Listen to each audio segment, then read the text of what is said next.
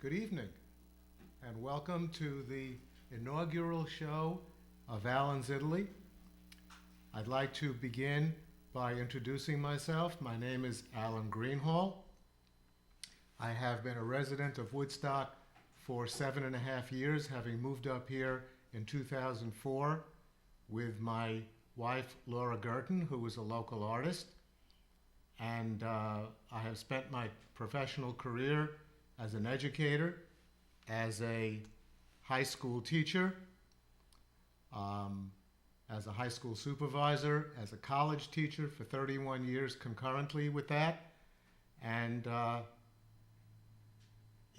I'm retired now, and in the year 1992, I took my first trip to Italy with my first wife and my daughter, my teenage daughter. We took her there as a graduation from high school present. I knew very little about Italy at that time. I knew that I wanted to go to Venice and Rome and did not know anything else about Italy whatsoever. I didn't even know where Florence was, nor did I know why it was as famous as it was. So I did some research. We went, saw the country. For 2 weeks, I fell in love with the country. We all fell in love with the country. It was amazing. And over the past 20 years, I've been to Italy 19 times, going just about everywhere north of Naples. This show is called Alan's Italy, which means that it's my interpretation of what I've seen. It's Laura Gerton's interpretation of through the pictures she's taken. I am not an expert on Italy. I'm not a professional tour guide. This is simply my interpretation of what I've seen and what Laura has seen.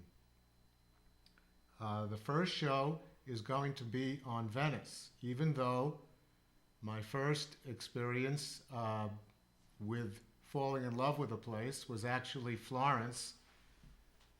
My first love. I've been to Florence 16 times, only been to Venice 11 times. But I love Venice as well. And the reason that Laura and I chose Venice as our first show rather than Florence is that the photos we have of Venice are truly amazing. And we thought that the photos would be more appropriate for a first show than Florence.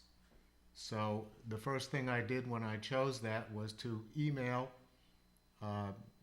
3 very good friends that I've made, native Italians in Italy, telling them that I'm going to start with Venice instead of Florence.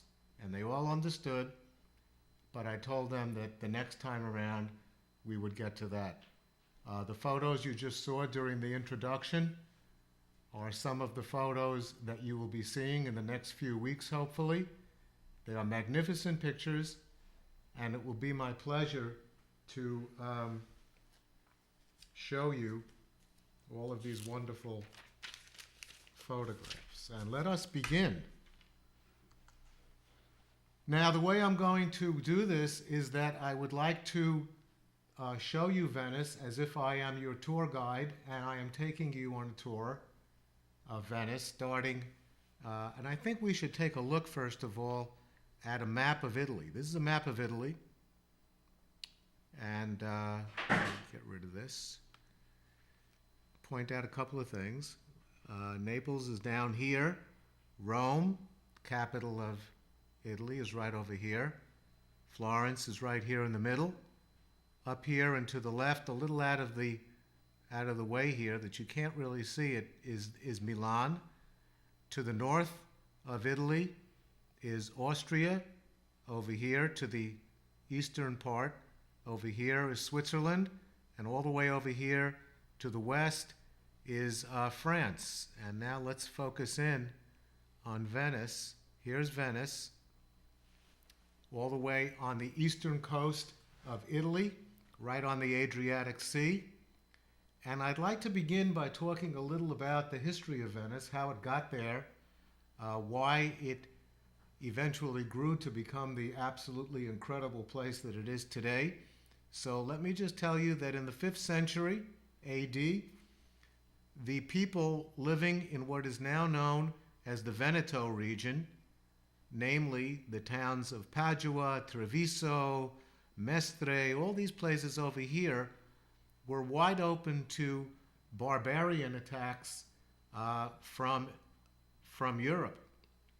And to protect themselves, they decided, or a group of people decided, that they were going to go over here and into this lagoon, which eventually became known as the Venice Lagoon, and they were going to settle on a group of islands and for protection. And it worked because it was very difficult to attack if you're barbarian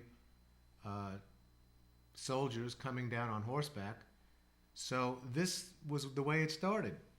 And Venice started that way. It eventually became 117 islands. I have to look at my notes here. 177 canals. The islands are connected by 400 bridges, big and small, which you'll be seeing in a little while. In the 8th century, the first Doge was elected. The Doge was actually the ruler of Venice, but as in Florence, the head of the city was actually elected by a ruling body.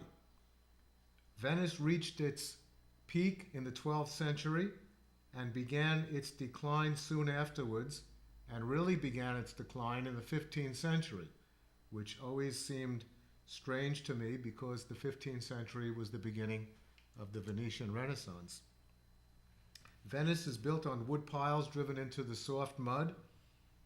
The first gondola appeared in Venice in the 11th century. 60,000 people live in Venice, and I think we're now ready to begin. Let me first go back, because this original picture that you were looking at, I would like to tell you what this is. This is the Venetian Lagoon, right by the Piazza San Marco, and this is the church of San Giorgio Maggiore, which I've always thought was a really beautiful church.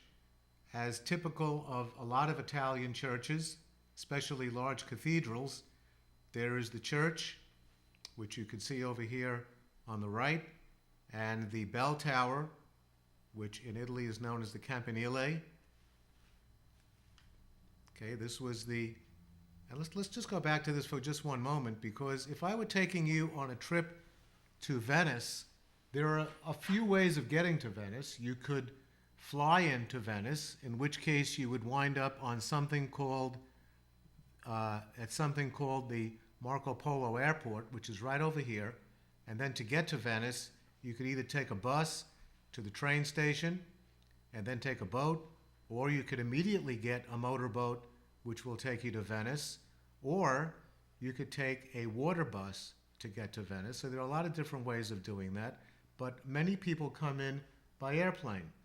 People come in by car, and they cross the lagoon, or the first part of the lagoon, on a causeway, and there are two major parking lots, the Piazzale Roma and the Tronchetto. We usually park in Tronchetto because there's more parking spots.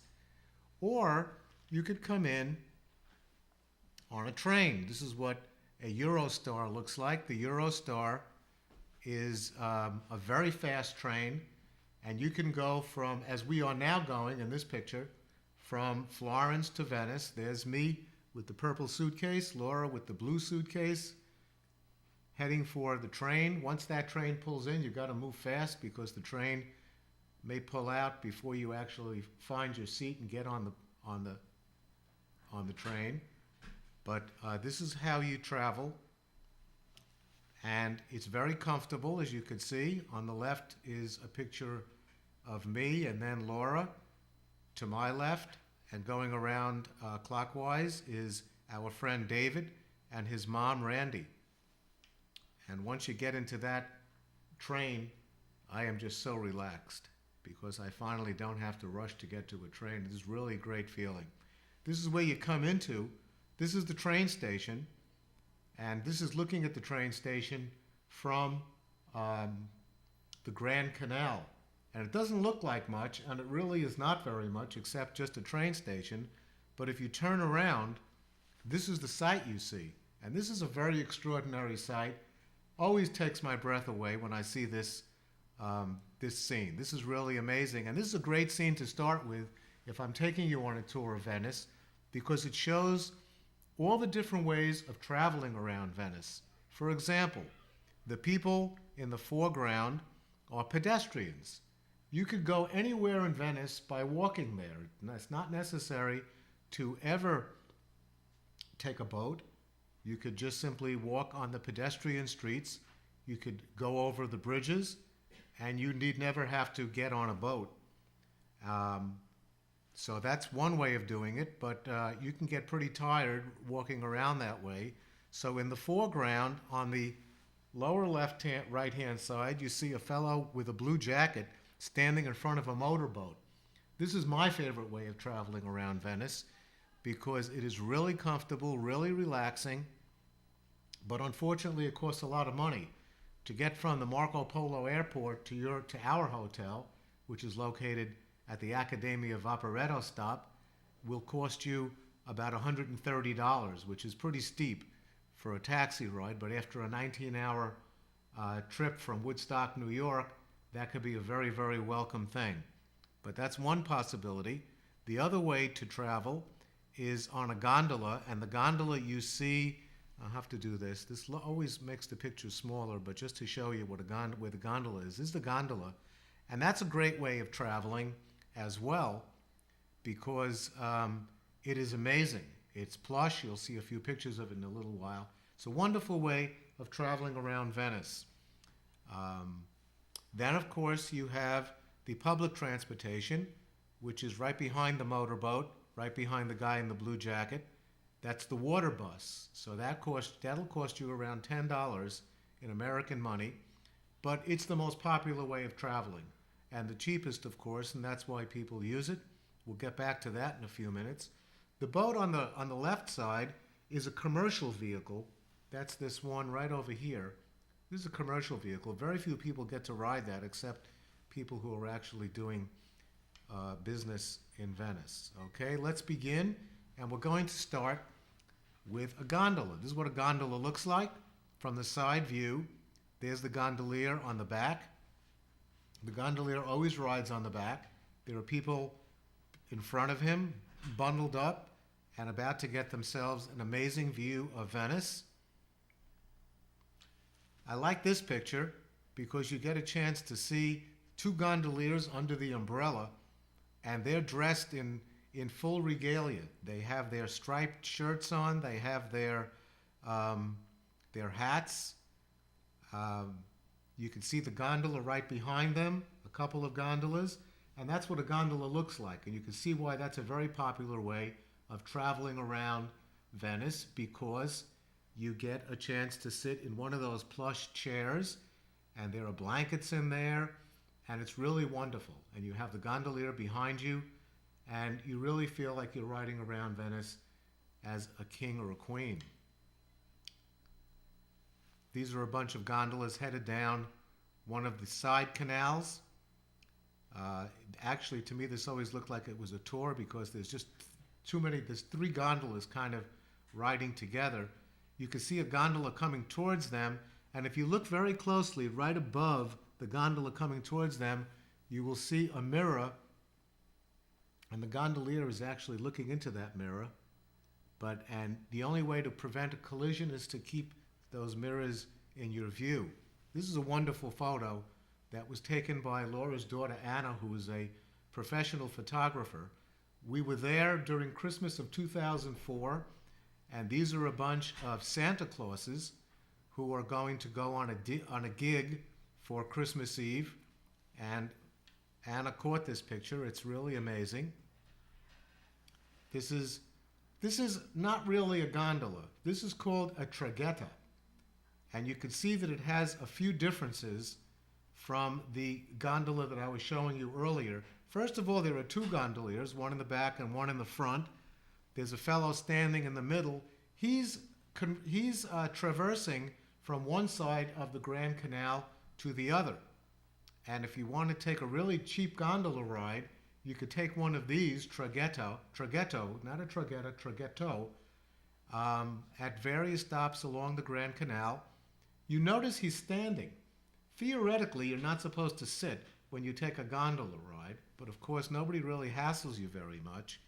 And indeed, I'm going to show you now a very fast video of a traghetto coming across the Grand Canal. So that's a Vaporetto in the foreground going by, and right after it leaves the scene, there's going to be a traghetto chugging its way across the Grand Canal. That's the Vaporetto stop at Carrezonico, and the traghetto, which is now visible right in the center between those two middle poles sticking up, is the traghetto.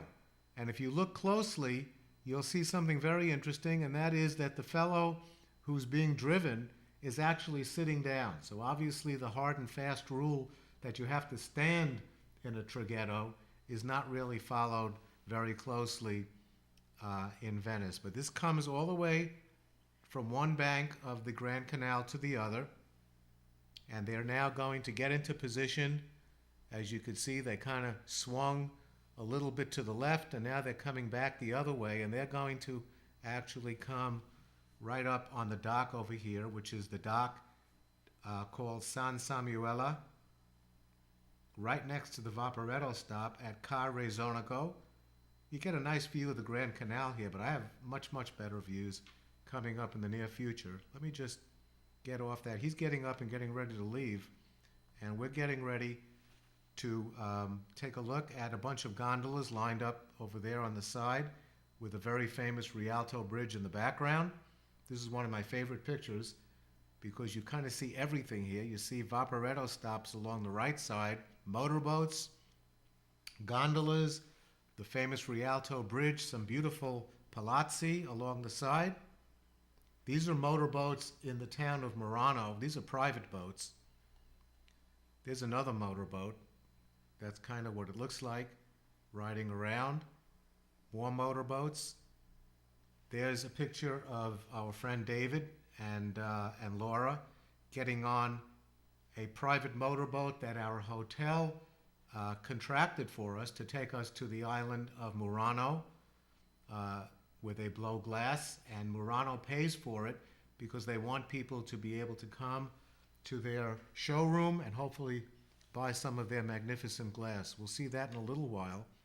This is what it looks like inside the motorboat. There's me staring out the window. It's a pretty amazing ride and a pretty amazing view. And this is another view of it with David and Laura seated there. This picture was actually taken, obviously not by Laura, but by her friend Randy, who took some pretty nice pictures as well. Okay, now there's a Vaporetto stop right behind the motorboat in the front. That's what a Vaporetto stop looks like. They're very nice. They're covered from inclement weather. They have seating. There's plenty of room in there. This is what it looks like looking in. There's Randy on the right side, and me right next to her, David right behind me. We have our luggage, and actually we're on our way from our hotel back to the train station. That's why we have our luggage, and we're waiting in there because it's warmer. Okay, this is a nice gondola in the front, but what I really like you to focus on is the Vaporetto behind it. It's pulled up at the Vaporetto stop. I can't see the San Silvestro, okay? And that's what it looks like. You can see the people huddled up along the side to get a good view. This is a good view of a Vaporetto going down the canal, and you can see that there are a lot of people standing on the left side, and if you look closely, you'll see that many of them are holding cameras to take photographs. Sometimes you get a Vaporetto that actually has a spot in the front here where you could sit down and take some very nice pictures. I have a nice video to show you in a little while where Laura actually took that picture from the front of the boat. This is what it looks like inside. It kind of looks like a bus or a train in New York City. The fellow sitting 3 rows back and on the left side next to the guy in black is me, or I should say is I. I look very tired and disgusted, probably because I've had a very long day of sightseeing, but this is a very, very nice way of traveling. Okay, this is Venice. This is a map of Venice, And this is the way we came in. So if I was showing you a tour, the tour would begin right here at the train station. And this is the first bridge that goes across the Grand Canal, the Scalzi Bridge, which connects the train station with the church over here, the church of the Scalzi Church. And we're going to take our tour going around the Grand Canal, going like this, past the casino, past some magnificent palazzi, all along the Grand Canal, until we get to the most famous bridge, the Rialto. Under the Rialto, past it, down here, you can see that the Grand Canal forms kind of an S, turns around at this point. Our hotel that we stay in is located right over here at this peninsula. We continue to the final bridge on the Grand Canal, which is the Academia Bridge. And after we leave the Academia Bridge, we will pass one of my favorite museums, the Peggy Guggenheim Collection. We'll talk about that. One of my favorite churches, Della Salute. And then we're in the Venetian Lagoon. We're not going to stop at the San Marco stop to get off, because if you do that, you miss one of the extraordinary views in all of Italy. We're going to actually continue past the Piazza San Marco and get off at this stop over here, which is the stop located at San Zaccaria. So that's the plan. And here is how we will begin our journey down the Grand Canal. You can see how beautiful that is with the 15th century palazzi along the side. This particular view doesn't have too much congestion of boats. It's pretty much just palazzi. There's a very nice view of that looks like actually a commercial vehicle coming towards us. And you can see some well-dressed people getting off over there and going perhaps to one of the fancy restaurants along the Grand Canal. This is a very, very nice video. It'll take a couple of minutes, but I would like you to see it because it gives you an idea of what it's like taking a Vaporetto. And this is one of those Vaporettos where we sat on the front of the boat. So we had a great view. And this is what it looks like taking a Vaporetto ride down the Grand Canal, starting north of the Rialto Bridge. And I'll stop speaking now so you can get a chance to see some of the beauty that we're about to be looking at.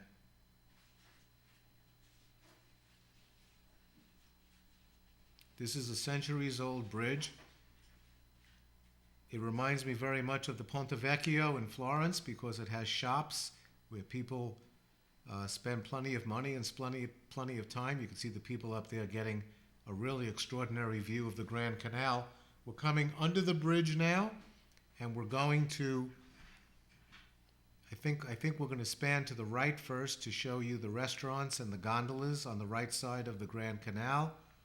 And now Laura will go a little more to the left and show you that we are now going to pull up at the Vaporetto stop at the Rialto Bridge on the south side. There are the people waiting to get on, and the Vaporetto driver will be telling people to get back because the people have to disembark. Okay, moving along. We're still headed down the Grand Canal. Look how beautiful that picture is. There's actually a tree there. There are a few trees in Venice, but there are beautiful palazzi. And I'll be showing you a few of them now.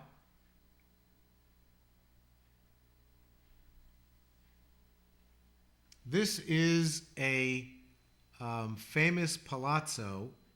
This is the Palazzo Grassi, which is a palazzo that Laura and I have gone to a few times to see exhibits. You can see the banner on the top. This is a very beautiful palazzo. You can see the exhibit of that large chair on the right side. So this is obviously a modern art exhibit. But the only people that would come into that entrance are the people who would be taking, whoops. Okay, that was really not a good thing there. Okay, I somehow went backwards. So let me go forwards again. My apologies. A little glitch in the apparatus. There it is again.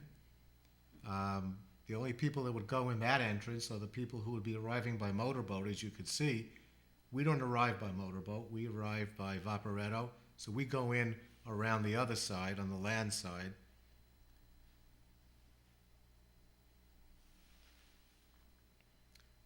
There's another palazzo that obviously has an exhibit, because there's a picture outside. This is a view of the Grand Canal by a motorboat that we were on that was coming in from the side. And I'm looking for one of those mirrors, because I recall this guy going very slowly, which made a lot of sense to me, because you do not want to enter the Grand Canal going at a fast speed, because you never know what boat is going to be coming from the left or the right.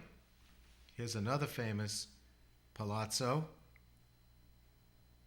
Notice the magnificent architecture, the beautiful windows, the blue poles, signature pieces of Venice.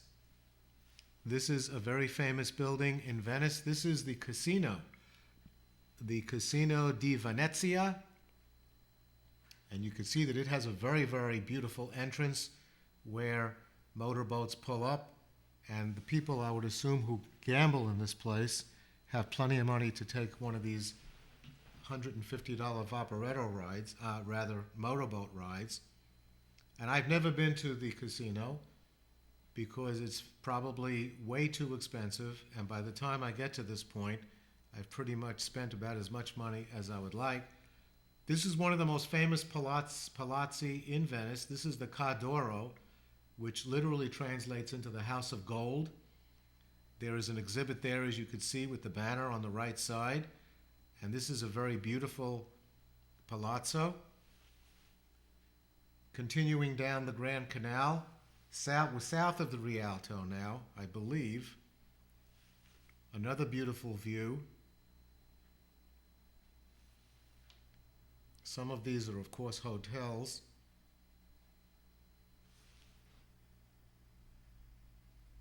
Oh, I see what I did. What I did at this point was I wanted to go back to show you a little slower view of what it's like approaching the Rialto Bridge. So this is a slightly different view than we had than when we were on the Vaporetto ride. And here you can see the motorboats and the gondolas. And there's a great view of the Rialto with the people on top shopping and observing. And we're going under the Rialto as we did earlier. And when you get on the other side, you can see these very beautiful restaurants lining it. You will overpay for a meal in one of these restaurants south of the Rialto, because you're obviously not just getting great food, but you're also getting an extraordinary view. And now we are on, we see a motorboat approaching the third and final bridge along the Grand Canal, which is the Accademia Bridge. It's another side canal with two very beautiful bridges. A very, very nice piazza with the church behind it. And there's a very nice close-up view of the final bridge on the Grand Canal, the Accademia Bridge. Our hotel that we stay in is on the right side of that bridge, and the San Marco is on the left side. And you can see the Vaporetto stop on the extreme right, just before the bridge. There's a picture of me and Laura on the Accademia Bridge, and behind us you see this beautiful view. I am holding Laura's bag so that she could handle the photographs while I take care of guarding her possessions. I'm wearing my famous Tilly hat. I always wear that hat when I travel. Another view of the Accademia Bridge as it touches the San Marco side. And now we're on our way to the lagoon and the Piazza San Marco beyond it. On the right side you see, let me point that out. That is the Peggy Guggenheim collection. We're going to get a better view of it in a few minutes. That has one of the great modern art collections in the world. There it is. This was where Peggy Guggenheim lived, and she bequeathed it to the city of Venice to serve as a modern art museum. what you see in the front there where those people are standing is her front porch, which is pretty amazing because on her front porch she gets the following view. No, not that, but that. Okay, so Peggy Guggenheim sets up a nice lounge chair on her balcony, and this is what she sees. So pretty amazing. That's incidentally what we're looking at is the Campanile, and you can see in the distance there the Doge's Palace on the Piazza San Marco. We'll come back to that in a few minutes. Okay, now we go back to let's go back a little bit more to the Peggy Guggenheim, and then past the Peggy Guggenheim, going the other way, is one of my favorite churches. This is the church of Santa Maria della Salute. It seems to be on an island, but it's actually not on an island. But to get to one part of it, you take a bridge. There's a Vaporetto stop just for this church on the right side over there, as you can see. This is a beautiful church. It's octagonal in design, as many churches are in Venice. This was built to honor God by the people of Venice, who were very pleased when there was a plague that hit the city, and then of course the plague ended, and they built this church in God's honor for removing the plague. We are now in the Venetian Lagoon, and we're heading towards the Piazza San Marco.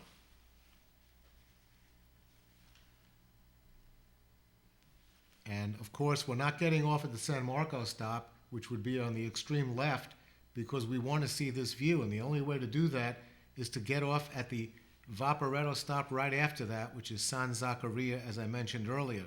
And let me point out a few things. That Campanile, that bell tower on the left side, actually fell down in 1902. Took 10 years to rebuild on the exact spot.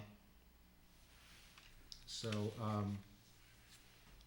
it's pretty beautiful, especially when you go up to the top and get a view. And you can see the steeples in the back of the Church of San Marco, the Doge's Palace on the right, the two obelisks in the front. This area in the front is actually called the Molo. This is like the actual dock. That's called the Molo. The area in here, which we'll be in a few minutes, is the Piazzetta, and behind it is actually the Piazza San Marco.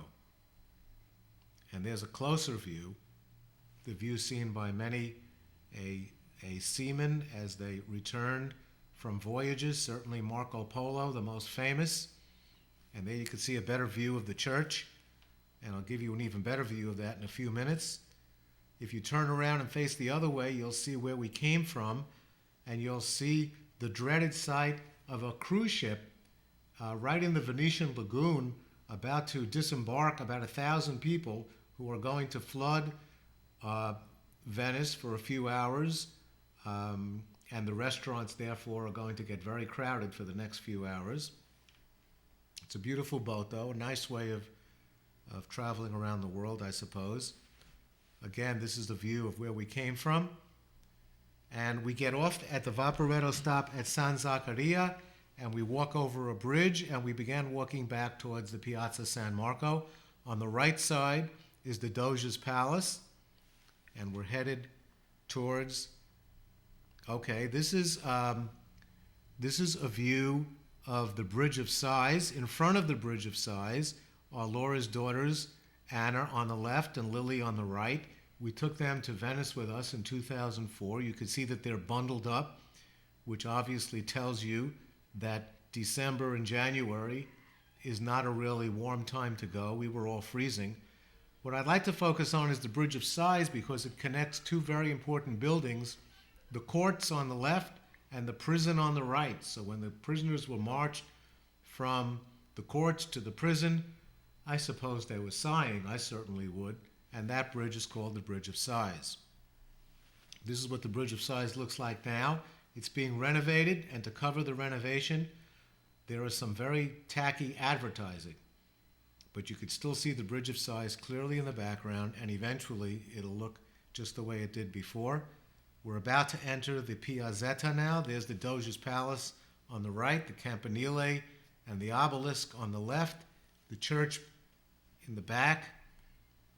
And if we come into the Piazzetta and look behind us, this is what we see where we came from. Here's another view of it.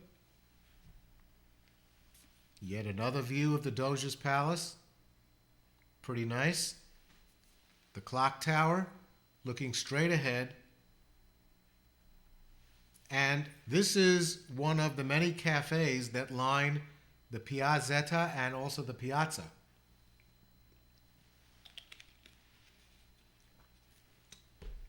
I can't see the name and I can't remember this place, but the place that I usually go is a cafe called Quadri. And the positive side is you get an incredible view of the piazza. You get an orchestra playing behind you, very, very beautiful music.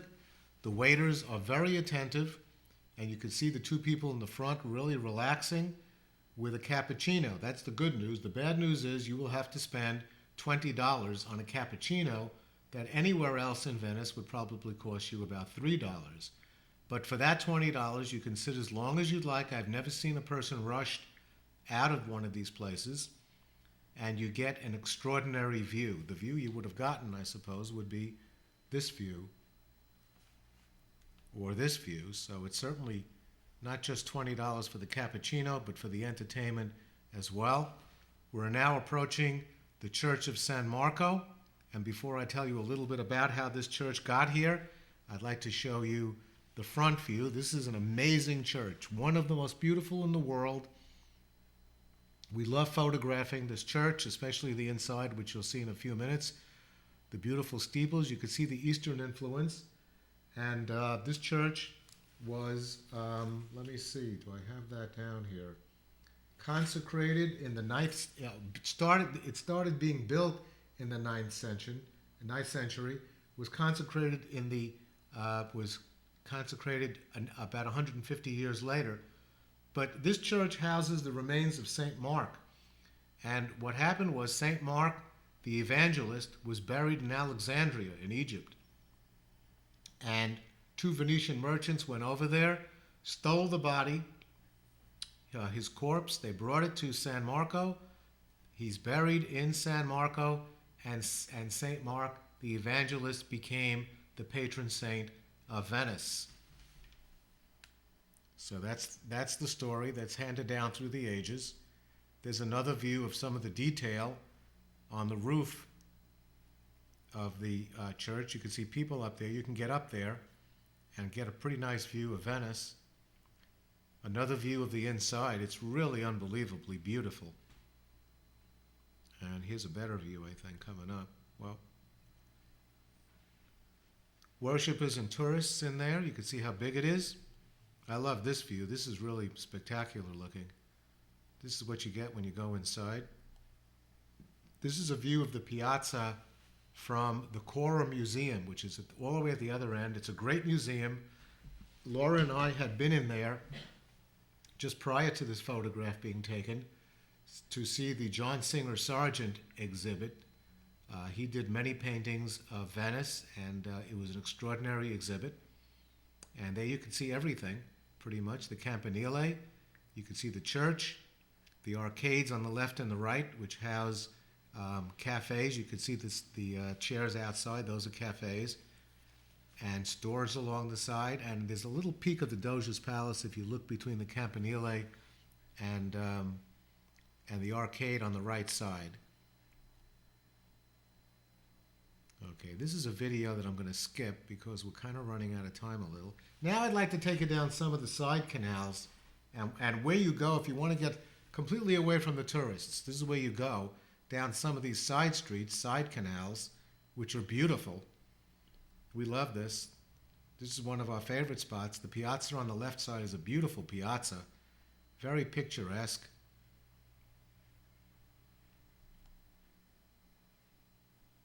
Completely empty of people. These streets are amazing, hundreds of years old, and people actually live in these houses. There's a real empty street. Looks like it looks like posters on the left. I thought that was a store, but it looks like posters. Beautiful street, completely empty. I just love walking around these empty streets. I really, and it's great to get lost in Venice.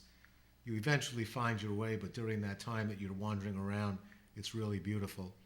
There's a shopping street. This is a shopping street behind our hotel. The restaurant on the left in the foreground is a restaurant we've eaten in many times. Not one of our favorites. We'll get to that later. Some stores, some pigeons,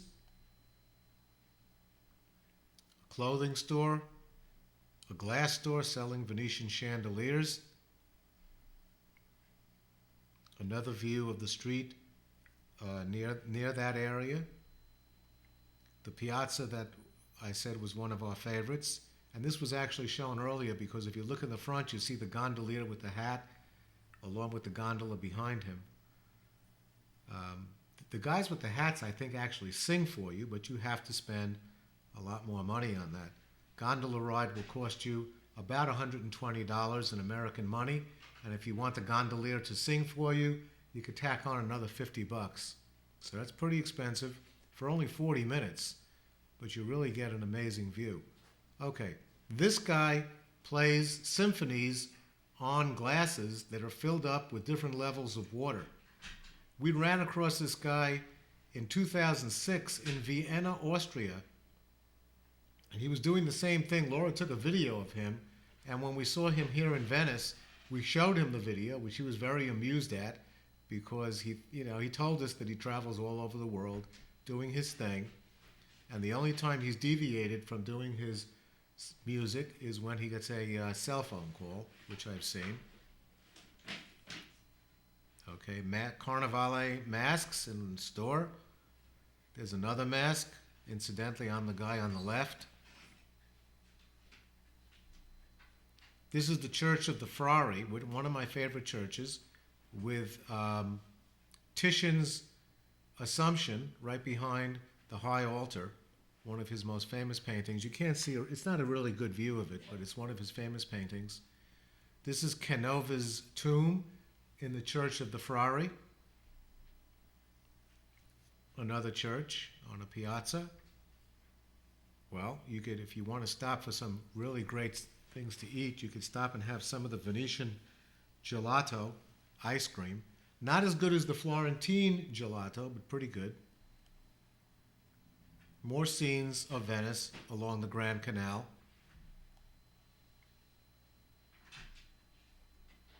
Okay, now if you want to get away from Venice for a little while, you could go to Murano. Murano is one of the islands in the Venetian lagoon. It takes about 30 minutes to get there from Venice.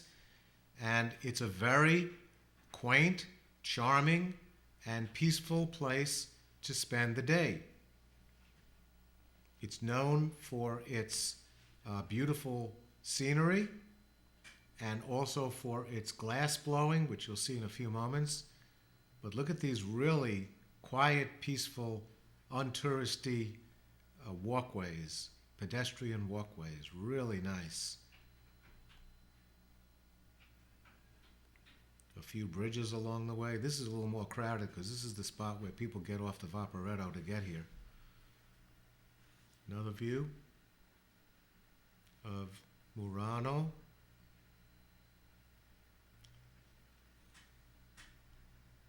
This is some Murano glass that was recently blown, and you'll see where in a few minutes. Some more Murano glass. And these are the people that make the glass in their workshop. You get to see this after your motorboat ride to the showroom. There are the people watching on the side. We now come to the second island in the Venetian lagoon, Burano. Burano is known for two things. Its beautiful colored buildings and also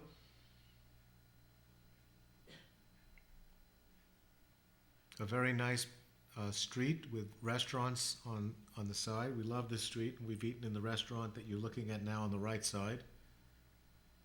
More colorful buildings, very untouristy. This is about 45 minutes from Venice. A lace maker doing her thing right there, so you can see her doing it. More scenes of Burano.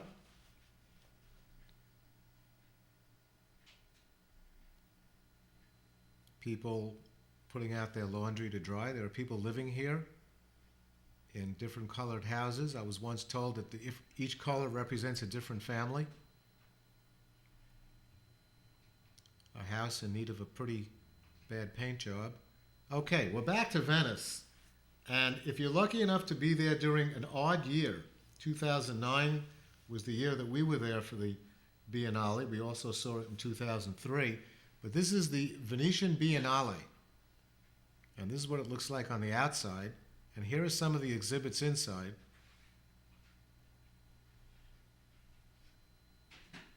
This is a world-famous modern art, contemporary art exhibition that runs from June through November.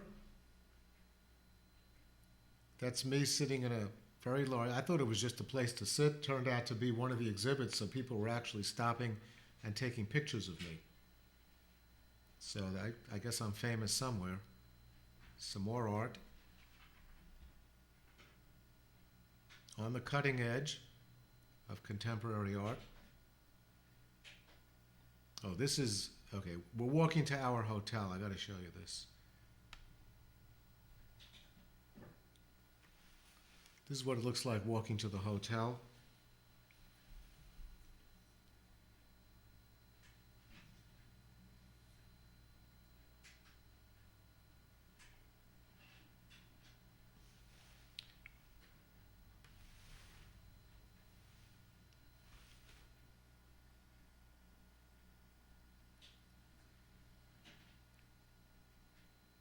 I love this walk because this is a very quiet, peaceful area of Venice. That restaurant Laura's now showing you is our favorite restaurant, Taverna San Travaso, on the other side of this canal. This is the San Travaso Canal, and we're walking towards our hotel. I'm carrying all the luggage because Laura's taking the pictures, obviously, and I'm very eager to get to the hotel where I could unload all this stuff. This is all we take on our trips to Italy. Just two-wheelers, a backpack for me, and a side pouch for Laura. We're coming up upon the entrance to the hotel. A beautiful wrought iron gate that leads to a very, very beautiful patio. I want to see if Laura's back there, so I take a look. This is the patio. It has beautiful gardens, sitting areas. We have breakfast out there in nice weather. It's utterly delightful. There's a sitting lounge over there that Laura's now showing, and another lounge going through that little tunnel over there.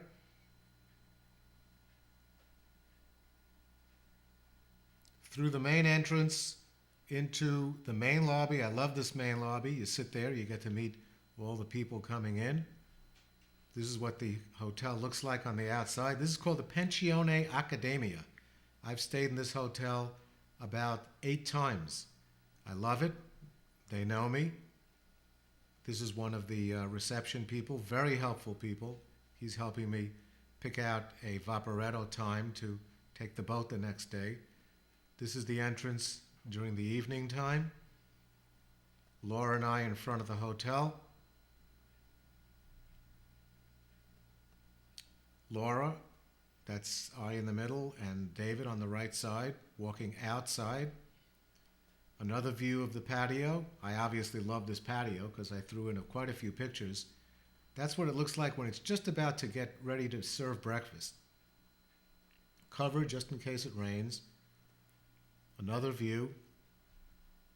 This is the back garden of the hotel. This is where you go when you want to relax after a full day of sightseeing. So this is a really wonderful spot. Laura in the back garden. It's a beautiful garden. Beautiful trees and plants and places to sit, have a nice drink.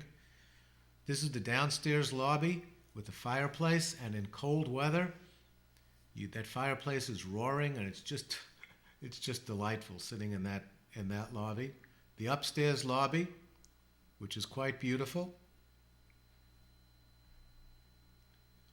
One of the downstairs sitting areas on the right off the main patio. Another view of the back garden. This is a view from our room that we usually get. This is the San Travaso Canal, which connects with the Vaporetto Canal, which enters into the Grand Canal over there in the background. This is the view from our window, looking away from the Grand Canal. Very beautiful canal over there, San Travaso. This is the restaurant that we usually eat in, Taverna San Travaso. I don't have an inside view, but I do have an inside view of another restaurant we eat in, the Cascine dei Nobili, House of the Nobles. And you can see that it doesn't have a roof in nice weather. It's outdoors. And this is Venice at night. It's becoming dusk at this point. Some beautiful views of Venice at night.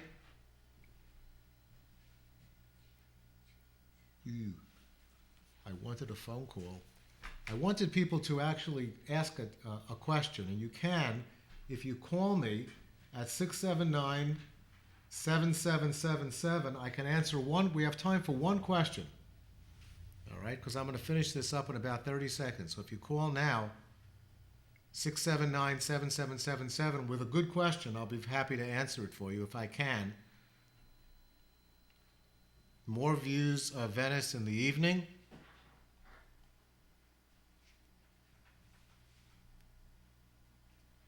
Venice at night is absolutely spooky. Walking along in Venice is truly amazing. Look at that. From the Accademia Bridge, the hotel at night, quite beautiful, and back to Venice, where we started from. So, I'm not getting a phone call unless there's somebody who's in the process of dialing. I'll give you 30 seconds to call me if you'd like. Otherwise, I'd like to thank you very much for tuning in to the inaugural show. It's been a pleasure showing you around Venice.